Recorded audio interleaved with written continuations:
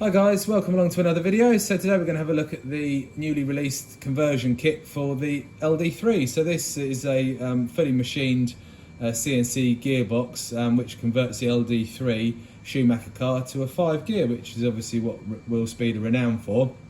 So this particular conversion here, this is the one with the peak idler gears. So you can order it with or without the gears. These are standard size Schumacher idler gear, so you can fit these. If you've got a load of these already, you can by all means just order it without the peak gears and then put your diff and lay shaft in, or you can order it with the gears. And if you do go for that option with the idler gears, which would be recommended, you'll get all the bearings as well for it. But again, these are standard bearings that come with the gearbox.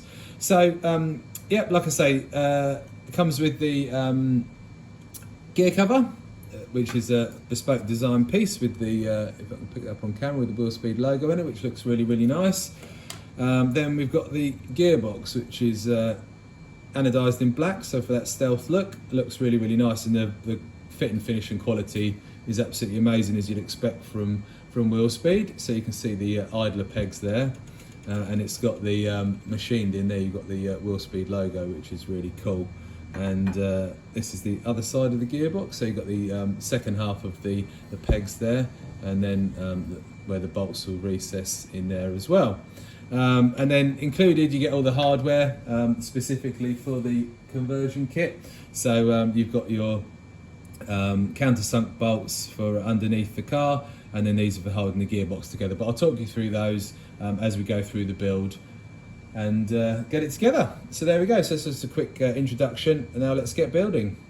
Right, so we've got the gearbox disassembled from the car, ready to do the conversion. So you can see, obviously pulled it out the car, so we'll set that to one side. So here's the standard Schumacher gearbox. So these are basically the parts you won't be needing, so you can just put these in your kit bag. So you've got obviously the stock gearbox, you've got those 3 bolts just like that, and then you've got the countersunk bolts underneath, and then you've got the gear cover and the bolts as well. So you won't be needing these, so you can just set those aside and put those back in your kit bag. And the parts you will actually need to keep for the conversion, so will be obviously the motor plate, the screws, the lay shaft, the diff, the full slipper assembly, and the lay shaft bearings. Okay, so so that's all you're going to need. And now let's start the build, which would be cool. Right, so let's start work on the gearbox. So we've got the idler gears here with the bearings in, and I put a little bit of light moly grease on there, as you can see, so a little bit pink grease there. So we'll pop all the idlers in like so, and as you can expect from a precision gearbox like this, and with the precision peak gears, and it's super free running. And these bearings are just, you know, stock bearings that are full of the normal oil. So if you've got if you're a stock racer or got those fancy ceramic bearings, then you know, it'll be even freer running. But that's really, really nice. Right, okay, so what else are we going to need? We're going to need to pop the bearing in this side. There we go, that's just pushed in nicely like so. And then we're going to need to put the lay shaft in. So again, so that's that half done, so we'll just set that aside. And then for this side, we need to grab our Schumacher bearing for the other side of the lay shaft. Just pop that in there, that fits in there perfectly. We're going to need our motor plate, so again that just bolts over there like so. And then you're going to use the hardware, the standard Schumacher hardware, to hold your motor plate on. So these look like M3 by 10 or 12 countersunks. So I haven't got the manual to hand, so apologies for that. So we'll just wind those in, and then we'll put the gearbox together. So there we go. Right, let's quickly grab my driver, and we'll pop those in.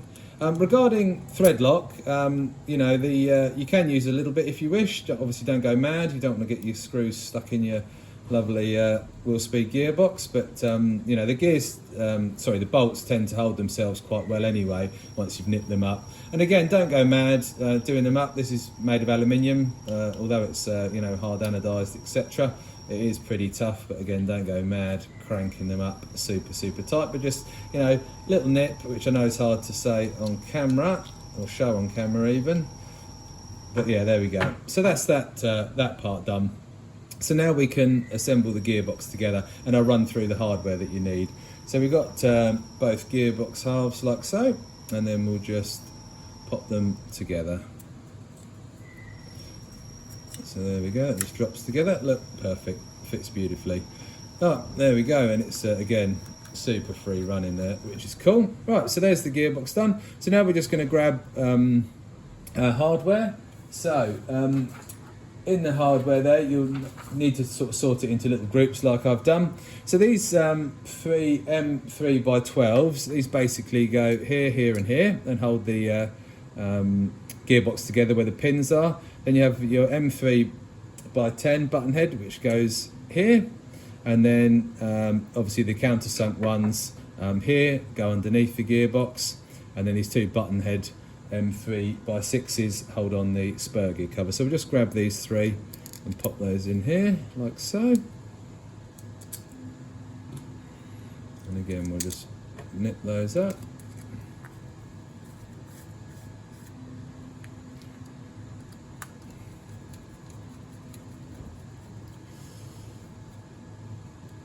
There we go, this last one there.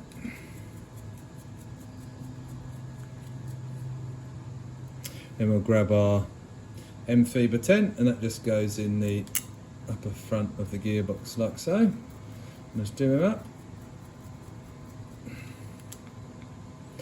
There we go. So that's that part completed. So now we're going to move on to fitting the slipper clutch and then the spur gear cover.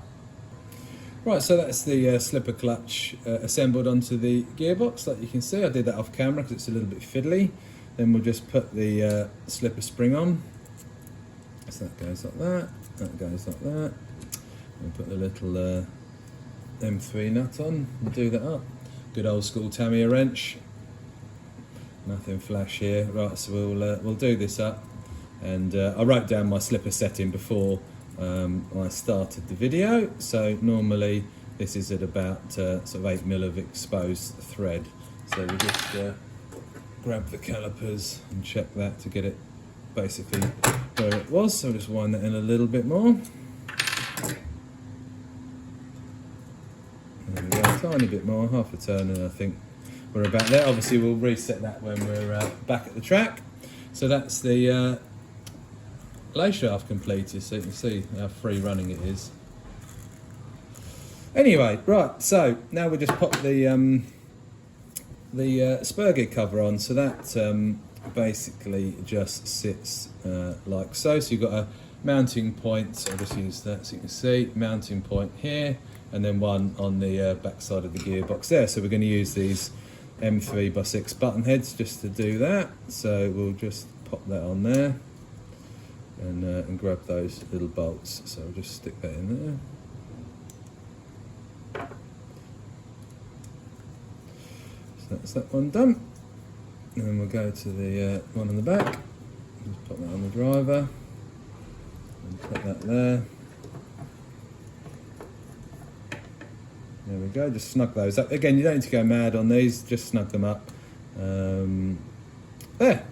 So there we have it. So that's the gearbox built and ready to go in the car. I'll just go and grab the car and then bolt this in, including the rear hinge pin hanger. And then we'll be good to get it installed into the car. Okay, so we've got the gearbox loosely sat in the car. I've just put one of the motor bolts into the motor plate just to stop the motor moving around while we're working with the car. So now we'll just flip the car over, and which you can't really see very well on camera, but we'll just line up the holes with the gearbox and the chassis, like so, and then we'll put the included M3 by 6 countersunk screws into the gearbox. So I'm just going to do one in one corner and one in the other, so that it obviously aligns. So I don't know if you can see that if my hands get out of the way, so just put one there. I'm going to put one this side, but obviously up to you how you do it. But I like to do it this way, then you know that the gearbox is lined up. So we'll just put that one in like so. So there we go. We'll just snug those up and we'll do the rest of them quickly. And again, these two, you know, from the experience with the other Willspeed cars, you know, I don't know if it's the anodizing or whatever, but the bolts do tend to stay in. But you can add a tiny little bit of thread lock if you wish, but up to you. But again, be cautious with the thread lock. Don't go crazy, and use a good, well-fitting driver as well, because you don't want to get any rounded off screws in your lovely Willspeed gearbox. Right, so they're all snugged up now, so that's good. So that's all in position and looking very nice indeed. So now we will get the wishbones of the car, which are here, and then we'll get those slid into the C block, get the D block bolted back in, and then I'll show you the diff going in the car. But I'll do this off camera, this is a bit fiddly. You need about 4 or 5 pairs of hands to do this, but I'll just do this off camera and then show you that bolted on with the D block on. Right, so that's the D block installed. Again, just use the stock Schumacher hardware that holds the D block to the gearbox. So they're all done and sorted. And now we'll put this piece on like so. So just move those out of the way slightly. And again, just use the standard stock Schumacher hardware like so. So just, whoopsie daisy. Right, there we go, that's in position now. So we'll just wind those down in there like so.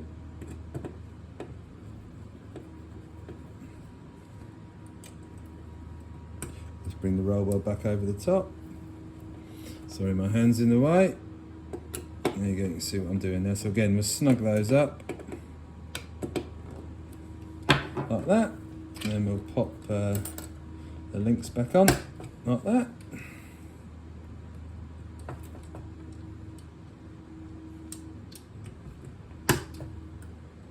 Right, so now ready to pop the diff in. Right, so we just popped the diff in the car, and now we'll grab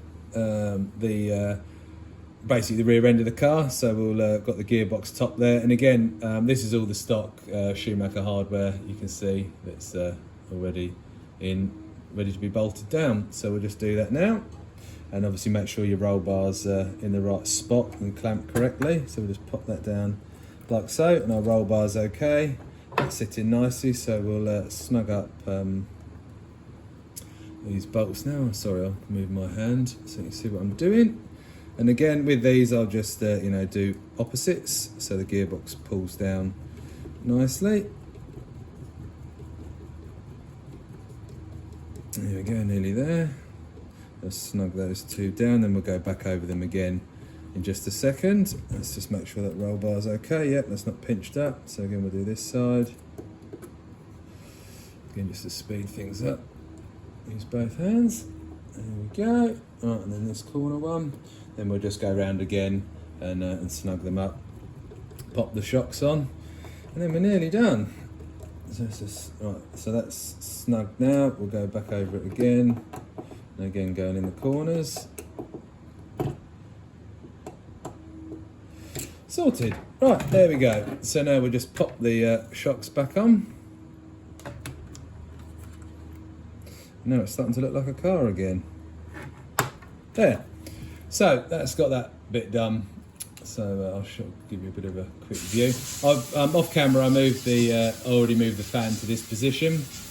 But again, I'll walk you through the car once it's finished, talk a bit about it. So that's that bit done. So all we've got left to do now is to pop the rear wing on, put the pinion gear on, like so, and set our mesh, then it's done. Right, so there we go, that's the gearbox in, done and completed. So I've just put the motor screws in, set the pinion mesh, and we're good to go. So regarding the pinion itself, just run the standard gearing that you had on the car previously. So although you've got extra gears there, the ratio itself doesn't change. So just run the standard pinion that you had in the car. But there we go. So that's what it looks like when it's all finished up. Like I say, now the motor's been pushed forward, and regarding the motor position, this has actually been pushed forward from the standard car, 21mm forward, so quite a big change. So you just have to relocate your fan just into this corner. That's if you're running one. I know some people do, some people don't, but again, you can just double side tape it down in that position, which is fine. And yeah, obviously with the battery positioning, you can again play around with that, because obviously you move the weight forward, you can play with the weight distribution of the car. Now you've moved the motor forward, you can probably push the battery back and maybe run the ESC tray back and get that kind of mass centered in the car there. But we're going to do some testing with the car. We've got a couple of test days coming up, and then we'll obviously update the Willspeed Facebook page and group with our findings, and as more customers get the gearbox and test it, there'll be a bit more feedback as to what differences it makes to the car. So that's that bit. Regarding the body shell, so because the motor's been pushed forward and in turn the spur gear, you just have to cut a slot in the stock shell.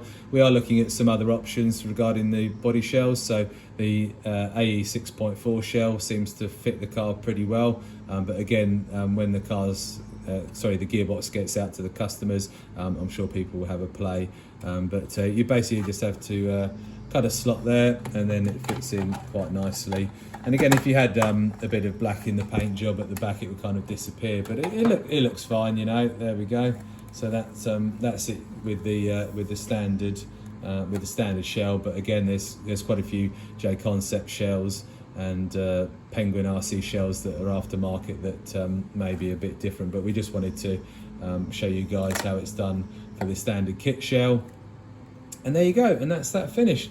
So thanks very much for watching. The gearbox is live on the website now, so feel free to grab that, and obviously check the Willspeed dealers in your region and country for details. So anyway, thanks very much for watching, and I'll see you next time.